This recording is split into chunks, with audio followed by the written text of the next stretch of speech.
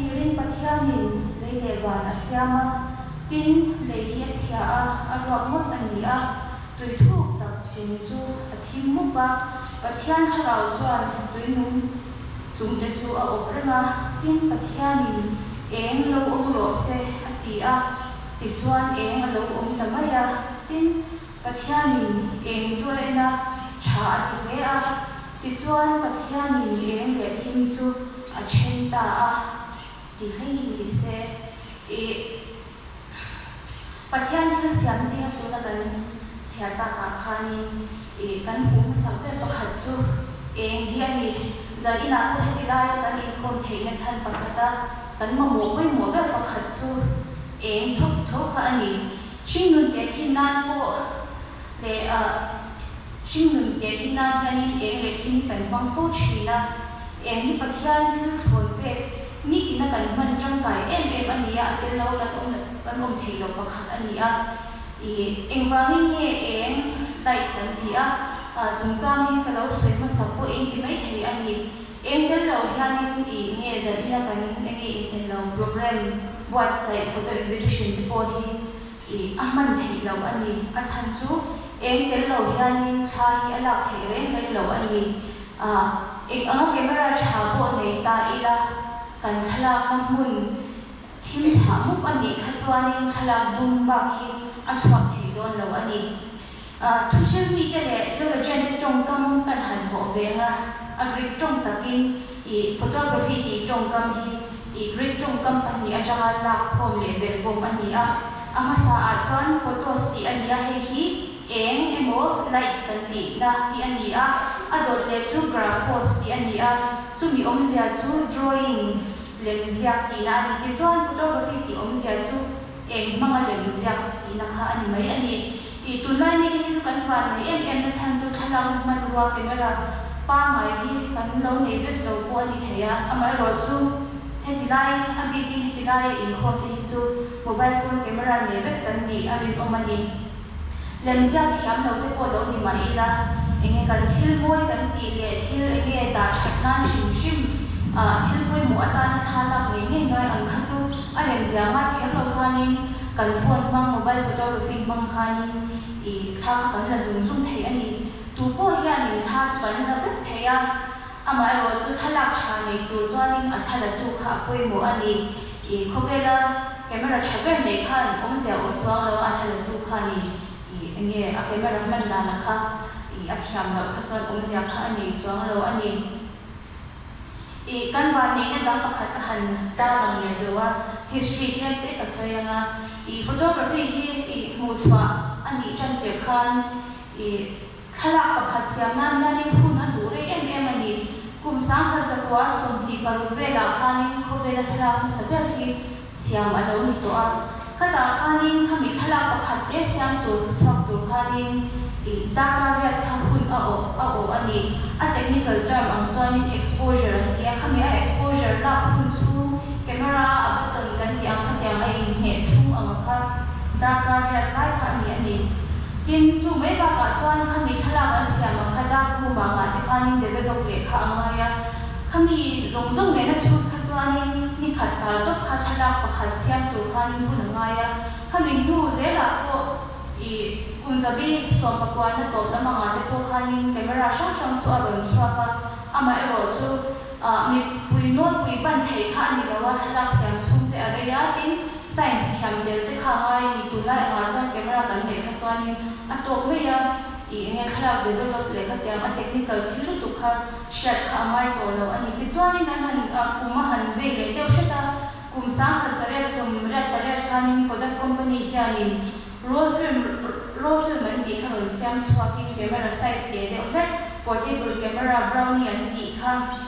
I ken pal awesome thei to la turin minol pui hawina an man thei tur khan an ron siam swaka heta dan thil poi model pakhat chu slogan hi an ron siam ani you press the button we do the rest chu mi omza chu button khamet la abak kan to ki sakam che kha an ti ni camera ron to ma chuanin heta a me khep tur kha oba mobile phone an chuan red button kha mai ta ani khami kha I kum za chuang ta kha khami idea kha alo to ani ki chuanin hun alo kal yang zela enge kan nu le pa te le hilaya kan shwai tu tle ma u de ti cha ro sun te ko kha chu an she pha la she mang phalu tu lo te ko kha in on wa mai thei anga I photography mu chwa ani nu kum za som sari pani vel a han yang zet chuanin kum sang ni bor chho vel kha ni chu mizo te ko hianin smartphone camera on khatia quality a khang na chuan quality kha thal tu lo ma se khatia kha kan lo hu ve chana tu na e ro chuanin he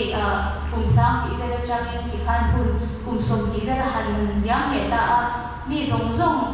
leo tho chu ko tin member zong to din nei thei lo ma se chu ko tin hianin ti lai khu pui china chuanin kan nei vek hi a rin om to ani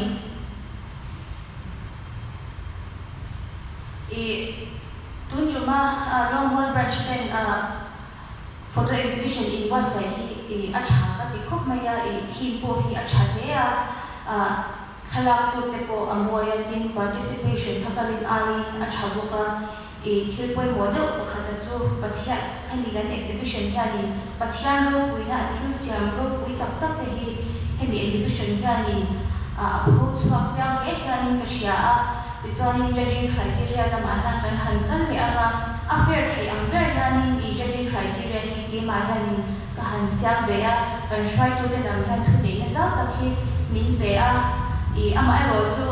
isna ka sei to am da khani thural pui tu dam khan om se zoning result te po hi ai thani chamala ti khali ro te po ron om be khala zong hi rename vek ani atumi ala tu po kha asha thei lawa heta exit data an kya kha ta po khani engma chui the kha ka nei le lawa kha wa khani tu la ke ti kha ka shelawa affair thei angara ron the lu ani kan thala ka te hi criteria pani ka siam kha ta khani creativity le composition te kha kami phang khani ka edit ani a technical lam zong chuani a ki thei lu tuk lawa san chu ni zong zong ban pha ani angai awang khani kan category in category kha mun thuma thin ani kha ka chu kan shebe to ama saber shin nun jin gong te hi a topic hi moi ka te em ani thala kho ka bu ma to tang khan in tin nge ni ron the luang o ti te kha enge riru sen ve de ki mala tu po lo mi ta se tu po lo ti ve don tai la riru han sen ve de kha angai ni hian ka sha ngai to na kha ka tu ki du an a the lu tu te po hian in riru hi in sen ti kha sha thia tin a do te hi khore no na ni hi khalak lam khel lo wa po hian in pathian ro pui zia kwang swak tu lang sa ve hi ani in khalak moi tak tak te kha ni pathian ro puina atar lami na wang chhak na sa pe ama ro chu thil pakhat fair lo ba han ti ve da chu thil o zam ke lo ni da ko ka khware mo ne ti hi chu kan hu the kha na ma entries kha the lu kha tam big ani shin nu jin kong ti le o pe na ha ni a the lu tu te member ta ko kan tim de o pe mo ni o kha ka ti da wa khala lu ka tam kha ni mit te ko ataya en tu tan ko ha ni an wang ve chin ama ro chu achang chuanin an phei thak ve thin tho ani tin category pathum na open category hi topic shanpa bi ni lo ni wa hianin en big tu tan ko hianin har sa ve thina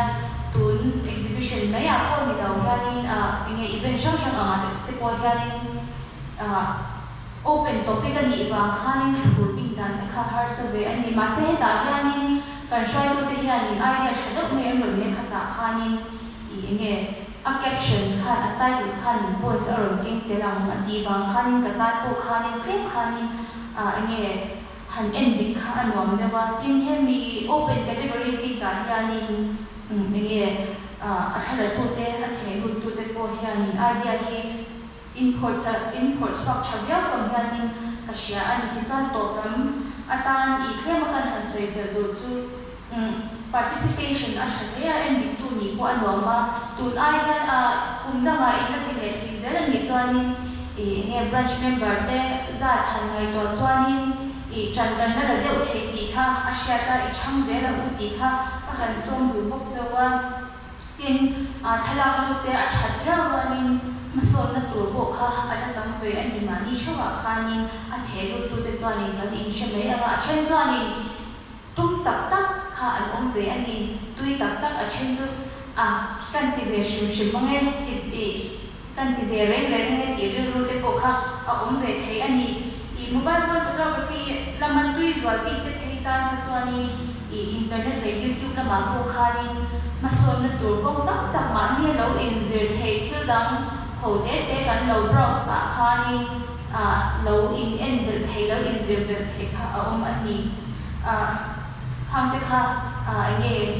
lâu in được dễ là April exhibition po kan na en ho do na ke ma kon a soft copy ang sa kan ka la huwa ka hu sa to ko me ke ko in tin za di na hianin thian ro pui za kha alang chiang et ka shan china kan thasak tholom tan lai kan saka khani olen pathian ikut suak thi siam in reng do chang makti in kalo khachi hi exhibition men yani ai in he in sha to karon